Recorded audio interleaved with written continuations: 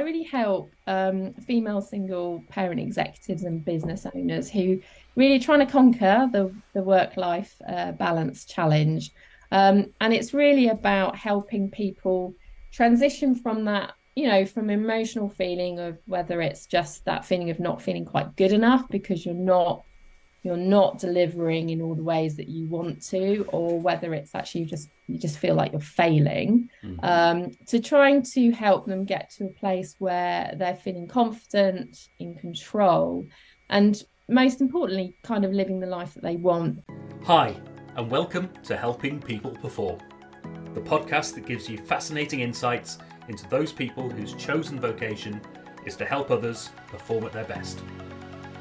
From consultants to teachers, sports coaches to financial advisors, all of my guests share a passion for getting the most out of individuals, teams, and organisations. Enjoy the episode. Hi everyone, and welcome to another episode of the Helping People Perform podcast. Today, joining me in the call is coach and owner at JRG Consulting, helping single parent executives through her coaching work. Welcome to the show, Jessica Rhys-Griffith. Hi, Paul. Thanks very much. It's great to be here, and hello to all your listeners. Oh, well, thanks so much for taking the time today.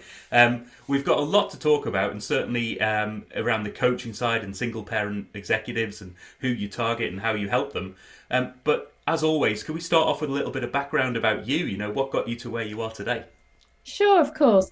So, well, actually, it started when I left college. So, from college, I was planning to go and do law. But actually, my father died quite suddenly, and I just wasn't in the right mindset. So, my mum, bless her, it was a 5-minute conversation in the car saying, "I really don't want to go," and she was like, "Don't worry about it. You'll have to do something else because you need to go and earn some money." So, I literally did a crash course on Word, PowerPoint, and Excel, which will amuse many of your listeners. But I am of the age where I was doing my finals with pen and paper.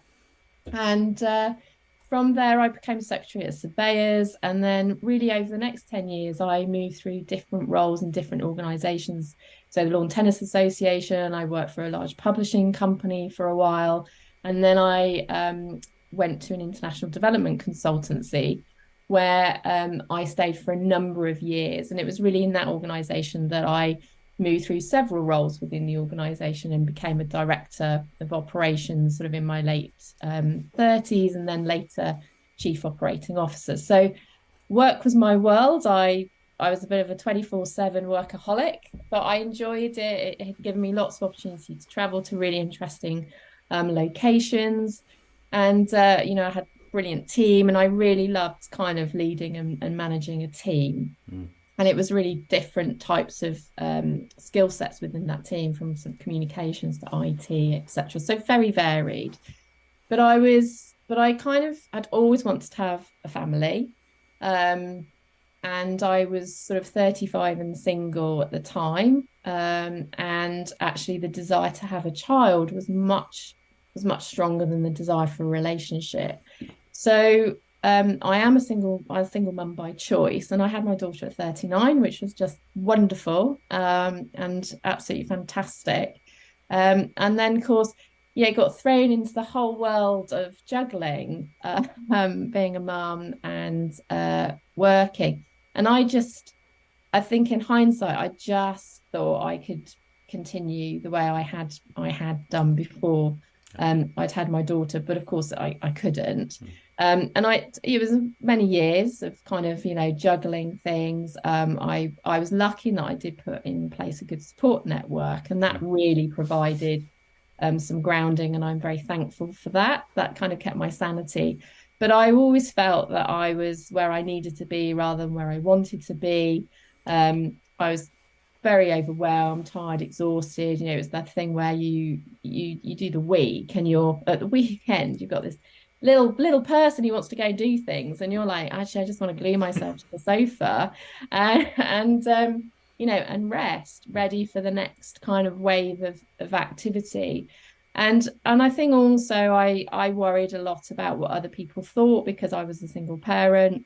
The school gates, and you know that you all huddle to your particular demographic actually. But and concerned about being judged, and was my daughter really had she, was she losing out? Was she missing things? And so this whole sort of cycle of kind of confidence then also creeps into work, because you want to do a good job. I felt I'd done really well, but actually things like requiring sudden validation started creeping in. I that's the wrong word. I felt like I had to work twice as hard, and that was me. It wasn't other people. It was just how I was kind of reacting to a lot that was going around me. And I think also I'd got to a point where I was really just reacting to whatever demands were coming in. So it was just a reactionary place. I wasn't driving anything. And then there was a particularly difficult 6 months at work where I was working silly hours, which nobody should have to do it. And that was me. I did it. I went up for it. But I think it made me take a step. It almost broke me. I was not a happy person. I wasn't the mum I wanted to be. I don't think I was working particularly well. And it's the usual thing. You start eating really bad food. You can't remember the last time you moved more than 1 mile an hour. All those sorts of things. And really, it was a low point where I just thought, actually, this isn't what I signed up for. This is not why I had a family, and it's certainly not what my daughter signed up for. So I really took a bit of a step back and reflected about who I wanted to be, what I wanted to achieve, what was important, and where I really wanted to spend time, and what were real priorities. And I just started to change a few things. I changed, without a doubt, I was spending more time on work than home. And my daughter is 10. Right. And she's told me I did. So, she said, yeah, definitely work was the thing that you went to first, because I think I could manage home in a way with the support. You could sort of keep that manageable, but work was just constant, and I allowed it to be constant. And I just started to make a few changes. So I made some very different daily habits to help kind of mindset and positivity, just to get into a very different headspace. I started to change work patterns at work. So I started not working at the weekends. Right. I very much took, and some people might go, well, no, this is bad. But I did start to say, where do I need to put 100% of effort in? And where can I actually put 60% of effort in? Right. Where can I delegate? Where can I empower other people? And really sort of learning to say no. I did a lot of, it's very easy to say we'll do something, but actually until you schedule it and write it down, it quite often doesn't happen. So there was quite a lot of that, and making decisions about, there's four board meetings a year. I'll go to 2, but I'm not going to the other 2, because they always, Christmas was always a nightmare. And, you end up doing a bit of the school play, a bit of the board meeting, nobody's happy, and you're really unhappy. It's just pointless. So really kind of, through trial and error, and I got to a place where actually it was good, and I was enjoying a balance. Yep. And I actually, found some time for myself. And then about a year ago, I decided that actually, I come across people all the time who are, having similar challenges. And I just feel, well, if I can short circuit that pain, and make it less challenging for others, then that's what I'd like to do that, and kind of contribute to hopefully making, others get through those challenges more quickly, and get to a place where actually they are being the role model they want to be for their family, but also, the leader they want to be at work. There's lots of different types of leader you can be, and are you really being the leader that plays to your strengths and the type of life you want to live? So yeah. Oh, wonderful. I mean, an amazing journey, and just those elements of learning as you go. Made a few notes as we go through here, and just that development of having to learn things like Word and Excel. Oh, yes. Lotus Notes was the first when I was working as well. So it's we're really alienating some listeners on that one. Yeah. Go to the museum and look that one up. But yeah, those elements of learning how to manage and lead a team. How did you find that journey? Particularly when I find with people who have been in an organisation and worked their way up. Was that well supported? Was it simply learn on the job, left to your own devices? What was it? It was quite it was a company where it grew very quickly when I was there. So I think when I joined it was about 50 people, and when I left it was 400. Right. And I think what I would say is a lot of it was learning on the job, and there wasn't a huge investment in training, because I think, when you're growing, I often say an organization that's growing, you've got a lot of problems, but they're quite positive problems to manage and deal with. And, you've got funds that if things go wrong, it's not such a, you can kind of weather the storm. When the company is finding it really difficult, that's when, the problems they're more difficult to deal with, because they tend to be more sort of negative and impactful on staff. But I think my journey, I was lucky in that earlier in my career when I worked for a large publishing company, I had a lot of training, and training was really big there. So actually, I started managing teams in the publishing company, and I was lucky because I was given access to quite a lot of training, which then helped me when I moved into the consultancy company. But one of the things I did have coaching for when I was a director was I was the only female on the management team for quite a while, and I found that quite difficult. It was a team of about 7. I was the only woman, and there was also, as you know, in all companies, you've always got the technical versus operational. Like in publishing, it's editorial and production. Right.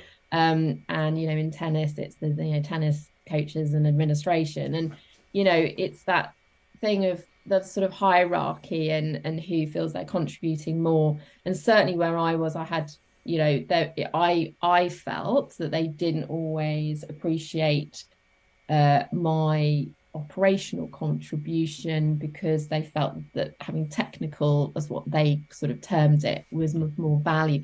So I did a lot of coaching. I had a really great coach who helped me to make decisions, which probably actually served me well later, because it sort of taught me when to get off the chessboard and when to stay on the chessboard, and what was worth kind of discussing and what wasn't really worth discussing. And I think the other thing I've been really lucky with, I've had some good leaders earlier in my career. I had some very good managers, and then some other managers who didn't really work for me, but they probably work for other people, because that's the other thing, sometimes styles just don't quite marry up. And I had a good team, and a lot of my managers stayed with me for quite a period of time. So I think that helped. But I think the last thing I'd say about that is when you're an executive, like when, as you said, being promoted within the companies, it can be difficult, because I think at a point, you're very much a manager, but when you're an executive, it's really the leader bit. You're managing people really that can manage themselves. And certainly as a chief operating officer, you're managing people that have got way more knowledge about something than you have. I was looking after IT. Well, the head of IT knew way more than I ever would about IT. And so actually they just really needed to be led and navigate the business and understand where the business was going and how then they could use their skill set. So I think that empowerment becomes really critical when you're in that leadership position. Yeah, there's a lot of lessons I've learned over the years as well on that. What is it to be a leader versus a manager? And the elements of what is my job in this moment? Is it to get stuck in? Is it to help and micromanage and help that, particularly when things are going wrong? Yeah. Or is it to step back and let people graze their knees and not break their legs? Exactly. And give them those opportunities. Yeah. I think so. And I think also it's important. I used to say it to my team a lot, we're at A, we need to get to B.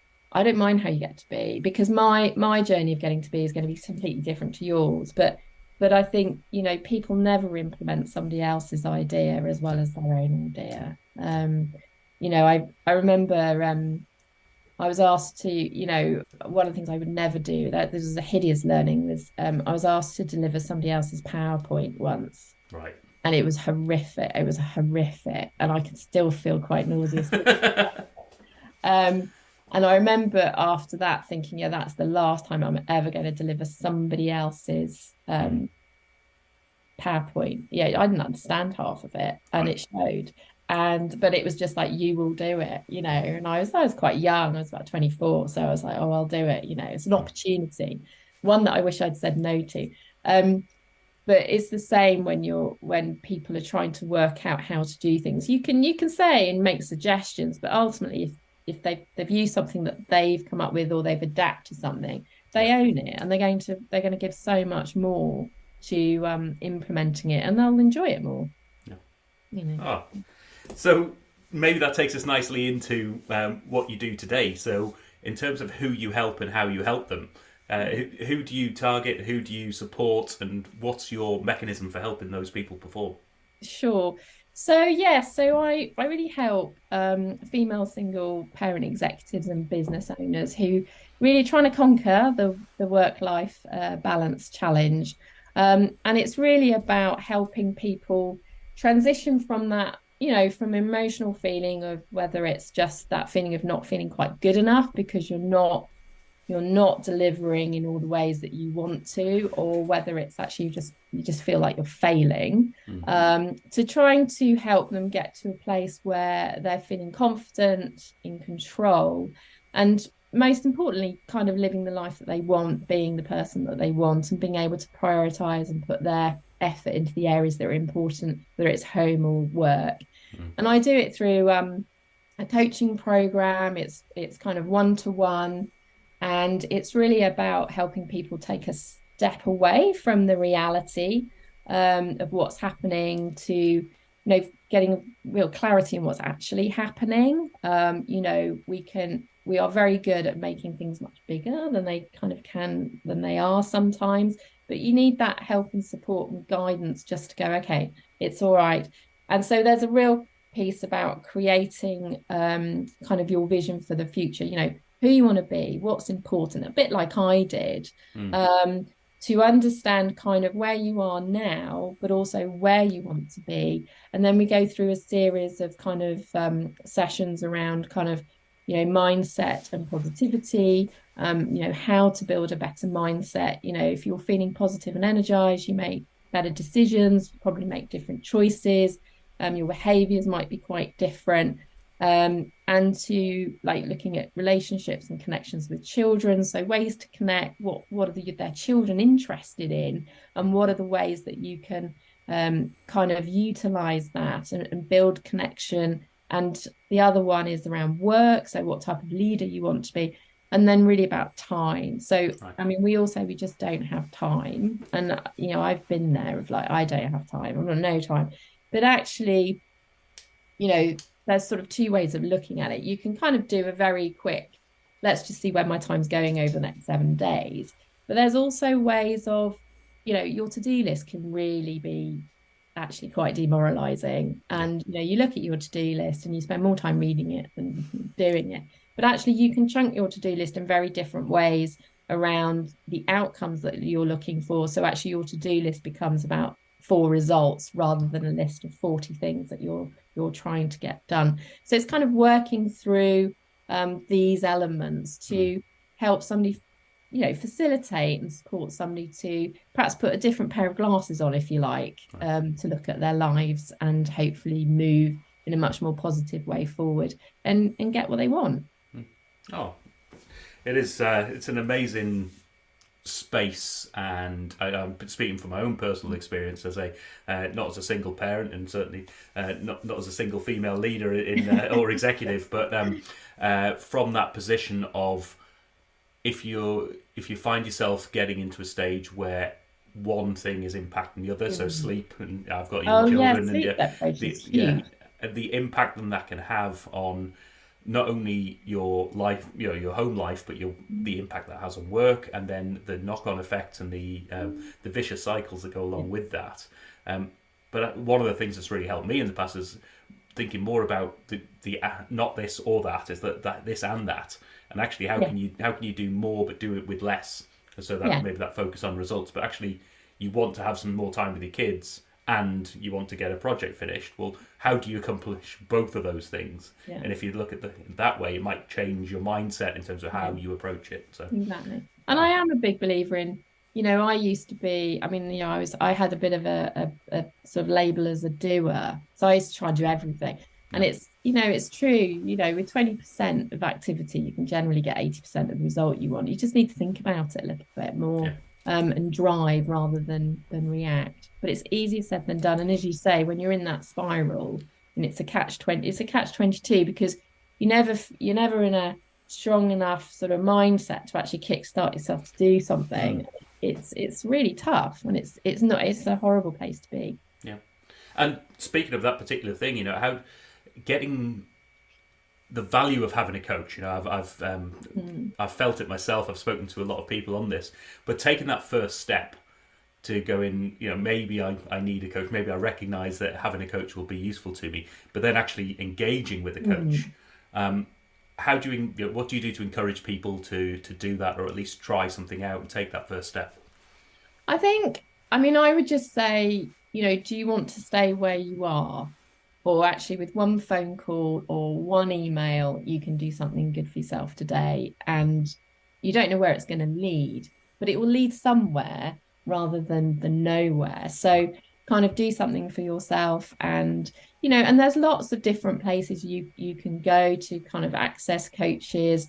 Or if you're feeling, not sure, there are, you can go to a Facebook group.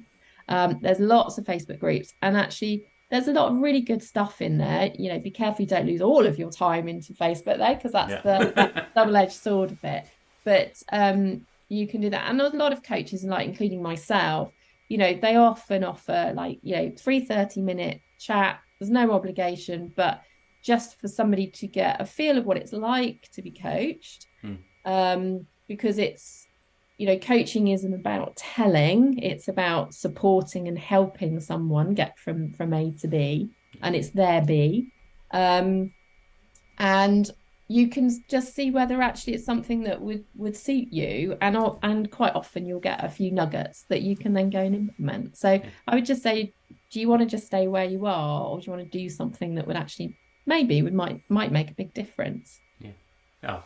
One of the bits that comes to mind as well, I was talking to somebody about this the other day, is that the mindset shift from almost feeling guilt of investing in yourself, particularly when you've got family and work where you are there to support those people, the power of investing in yourself that has that positive impact on those other people. So if you want to help others, help yourself first. It is. Yeah, and that's the thing, isn't it? Who's it going to benefit? Not just you, but actually everyone around you. And that's a gift that you're giving yourself and to them. Yeah.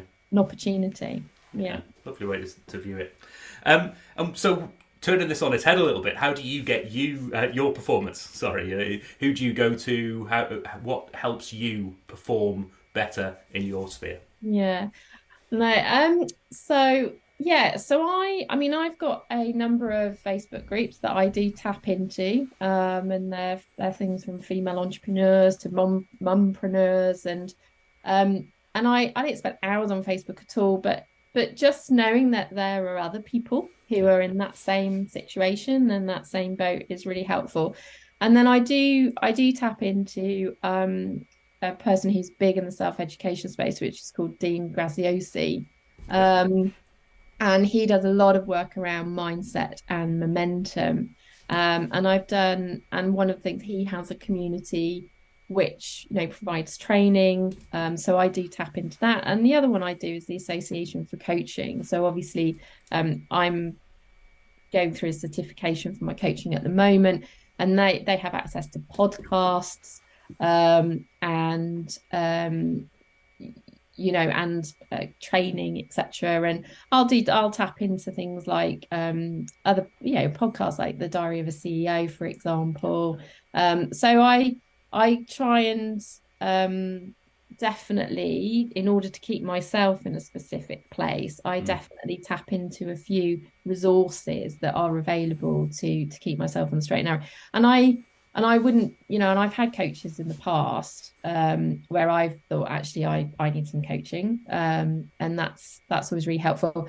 And I buddy up with a colleague where we both went through the certification together, Right. and so we actually coach each other, and that's really lovely because you touch base kind of once a month, and things crop up and kind of how things go.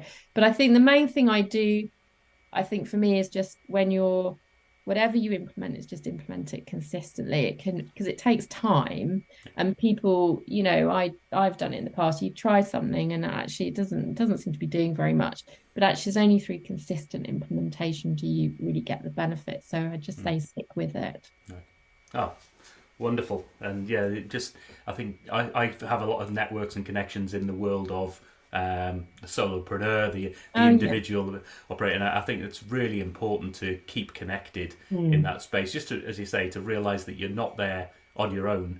Yeah. And other people are either further down the line and can support you and give advice, or they're just getting started and you can give them advice. And personally, I find it very valuable from a sort of mentorship or support piece where I can give other people advice, and it often triggers in my own mind, just like, maybe you should be doing that. Well, am I doing that myself? Should I? It's a real opportunity for learning, and developing, and it's a nice way to do it because people are wanting to give, they're wanting to make a contribution, and so I think that makes it a much more. Sort of feels a much more like it's a gratitude. It's much more grateful and appreciative, rather than a sort of transaction that sometimes it might feel like. Yeah. Okay, so slightly different question then. If you could help any individual, team, or organisation with your skill set, who would you want that to be?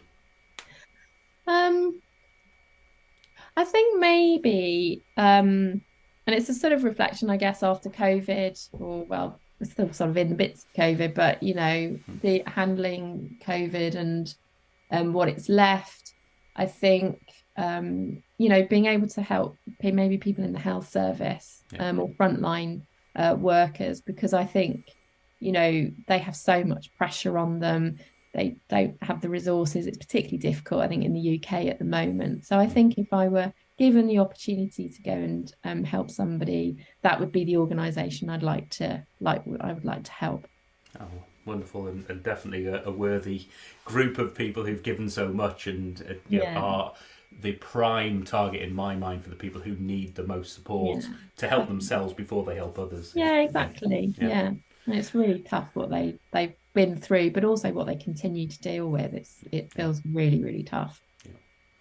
And conversely then, if you were able to sit down and have a coffee or have a drink or have a meal with somebody that you think you could learn from, just of general interest, who might you want that to be? So I think I'd have a coffee maybe with a couple of people. So I'd love to meet David Attenborough. And that's partly just because I think he's seen so much and he's seen so much change. And just a really interesting person in terms of, obviously, I like sustainability and conservation. So learning about that. But I also think it would be fascinating to talk to him about kind of world leaders and how those big summits and meetings work or don't work. And, the whole challenge of really getting a group of very different states that have very different agendas on one page to try and kind of move forward on the whole climate change issue. I'd love to sort of hear what he'd have to say about how those relationships work, actually how you do get things done. I think that would be really fascinating. And the other person I'd love to meet is Dean Graciosi. Having listened to him several times and been to a couple of his events, it would be great to talk to him, because I think he's self-taught. He's learned everything he's doing. He's failed many times, but that's fine. That's just an opportunity. And I think his mindset, I think, is amazing, but he's also quite authentic. and realistic about, still has a bad day just like everybody else. Mm. But yes, I think maybe those two people would be good to chat to. Oh, I'm sure that'll be some fascinating conversation there. And finally, then, how do people find out more? How do they get in touch, and who should be getting in touch as well? Yeah. So, well, I mean, as I said, it's female single, parent executives or business owners or, people in leadership management positions that are, finding the work-life challenge really difficult. You can find me at my website, which is Jessica Rhys-Griffith.com. Right. And the main thing I do is really, I would just say, look, if you wanted to take action, I do offer the 30-minute free consultation. It's no obligations. It's more of a chat really to kickstart and help somebody just start to think about what they could do to make a difference. So so if anybody is, please just get in touch. It'd be great to connect. And we'll make sure all the those connections and links are in the show notes as always. Brilliant. And do reach out. And I think with that, one of the messages I want to try and get across with people, and hopefully this is reflected with you as well, Jessica, is when we say no obligation free 30-minute chats, people actually mean it. It's just it is. It's more about, I just want to provide some help. So if it just means that somebody takes a couple of things away after 30 minutes that they can start to implement, they can. And I feel like I've made a contribution, and hopefully they feel like they've taken something valuable. Wonderful. Well, thank you so much for your time today, Jessica. An amazing chat and some wonderful stuff there. So thanks very much for being on the show, Jessica. Well, thanks ever so much. It's been an absolute pleasure. Many thanks. Speak and soon. To the listeners. Thank you. Bye now. Bye. Thanks for listening to today's episode. If you liked what you heard, then please give the podcast a rate, review and share. I'm Paul Teasdale, and from sausage making to banking, oil and gas to Formula One, I help people perform. If you'd like to find out more and have a conversation, contact me via helpingpeopleperform.com.